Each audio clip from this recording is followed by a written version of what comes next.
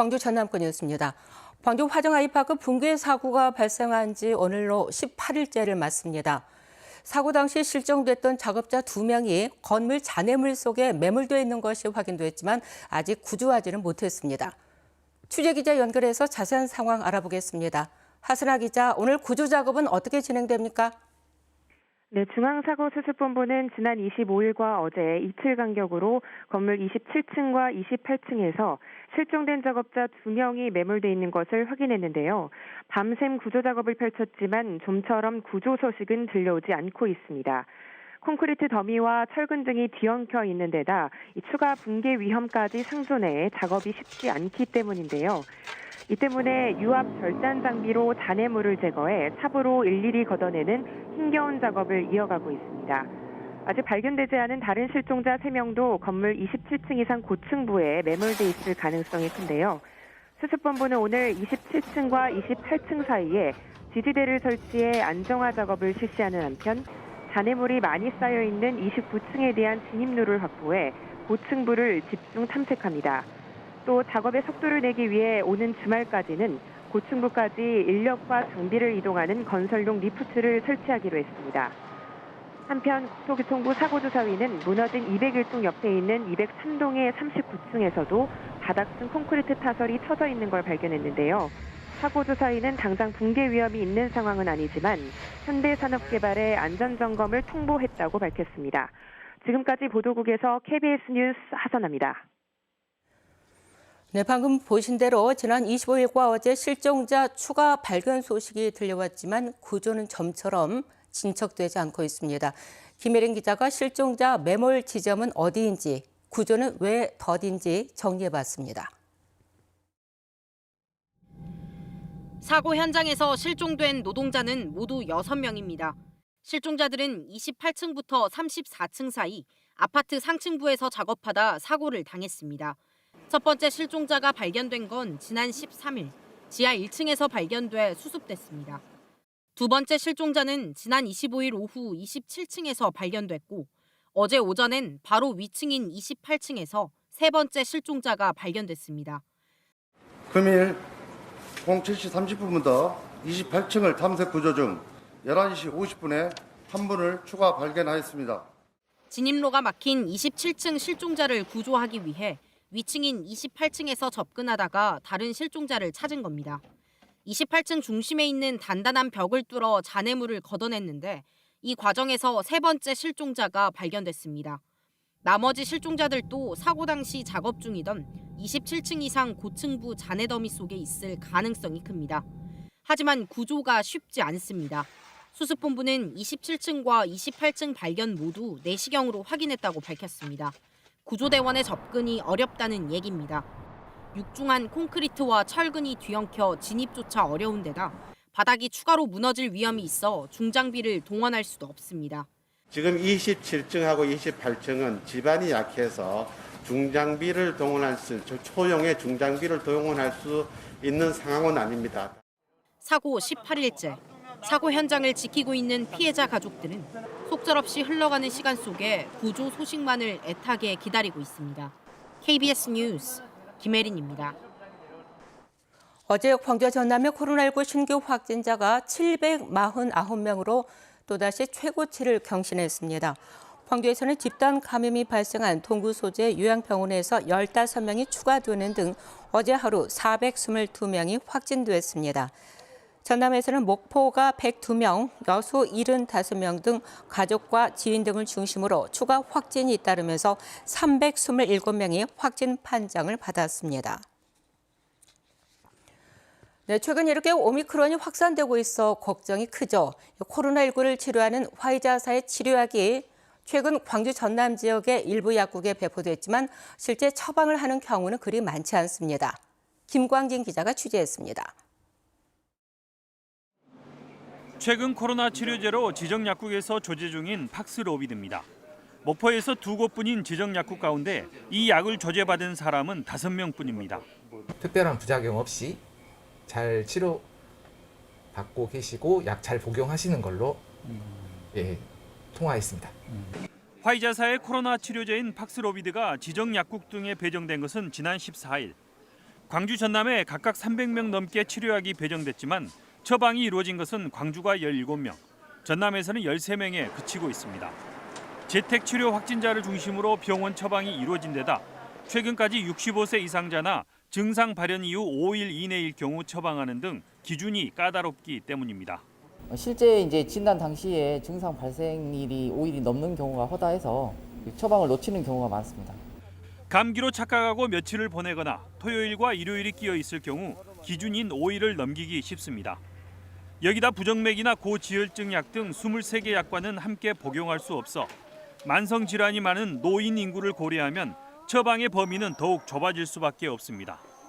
이에 따라 전라남도는 먹는 약 처방을 확대하기 위해 생활치료센터 39곳과 감염병 전담요양병원 52곳에 치료약을 추가 배포하기로 했습니다. KBS 뉴스 김광진입니다. 전라남도는 오미크론 대응체계 전환에 따라 신속 항원 검사 키트 23만 개를 확보해서 감염이 확산되고 있는 지역 등에 우선 지원한다고 밝혔습니다. 전남도는 목포와 여수 등 귀성 관문에 설치된 자가진단검사소에 이 키트를 배포해서 연휴 기간인 다음 달 2일까지 귀성객이 무료 자가진단을 받도록 할 예정입니다.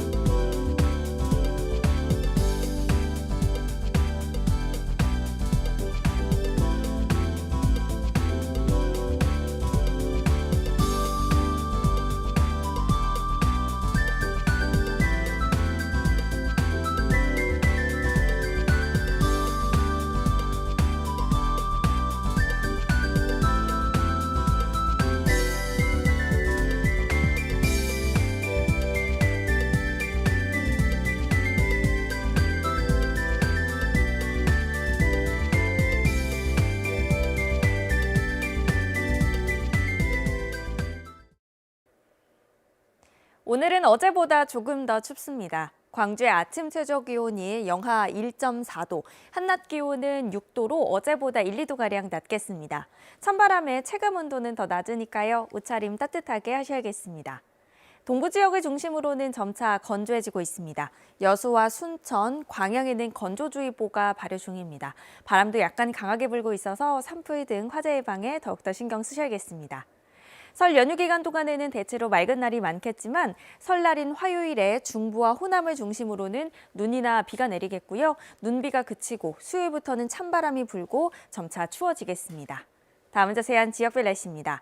오늘 가끔 구름 많겠고요. 아침 기온은 어제와 비슷하거나 1도가량 낮습니다. 한낮 기온은 담양이 6도로 낮 기온도 어제보다 1에서 3도가량 낮겠습니다.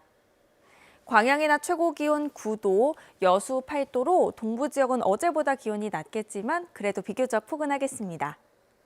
목포와 무안의 한낮 기온 3도, 해남과 진도 4도로 해안 지역은 예년 이맘때보다 쌀쌀한 곳들이 많겠고요. 신안을 비롯한 그 외 도서 지역도 4도에 머물겠습니다. 오늘까지 서해남부 먼바다는 바람이 강하게 불고 물결이 최고 3m로 높게 일겠습니다.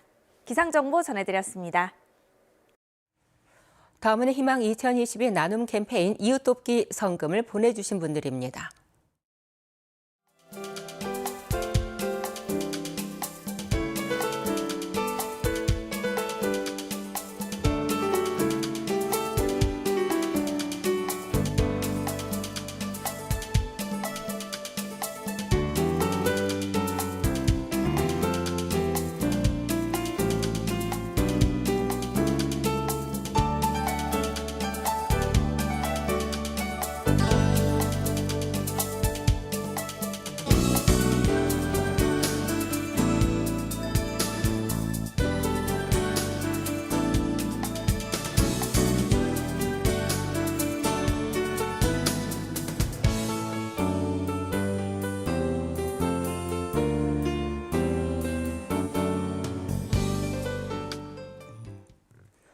오늘 새벽 6시 46분 고흥군 도양읍 부근 해역에서 규모 2.3의 지진이 발생했습니다. 진앙은 고흥군 남쪽 26km 해역으로 진원의 깊이는 9km로 분석됐습니다. 기상청은 지진 피해는 없을 것으로 예상된다고 밝혔습니다. 민주당 이재명 후보가 광주를 찾아 국가 주도로 광주 군공항 이전 문제를 해결하겠다고 밝혔습니다. 이 후보는 어제 광주공항에서 광주 전남 공약을 발표하면서 공항 이전 문제는 형평성 있게 추진돼야 한다며 국가 책임 하에 빠른 시간 내 이전 사업을 완수하겠다고 말했습니다.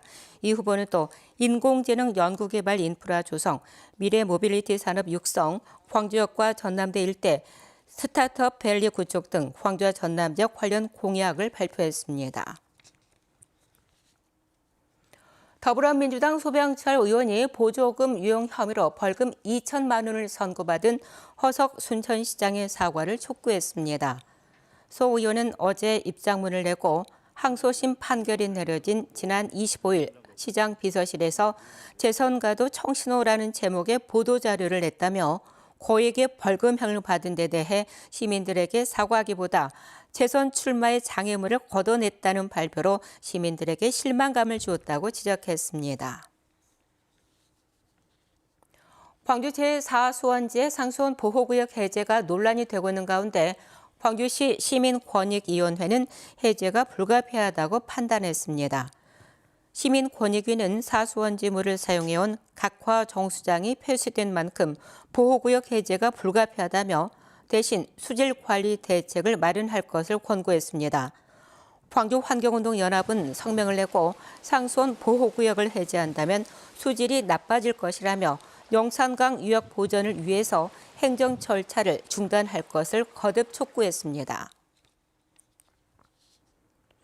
전남경찰청은 최근 시민단체 등이 제기한 염전 종사자 추가 인권 침해 의혹 등과 관련해서 수사 전담팀을 확대하고 피해자 심층 면담을 통해 추가 피해 여부를 확인하는 등 수사 역량을 집중하겠다고 덧붙였습니다.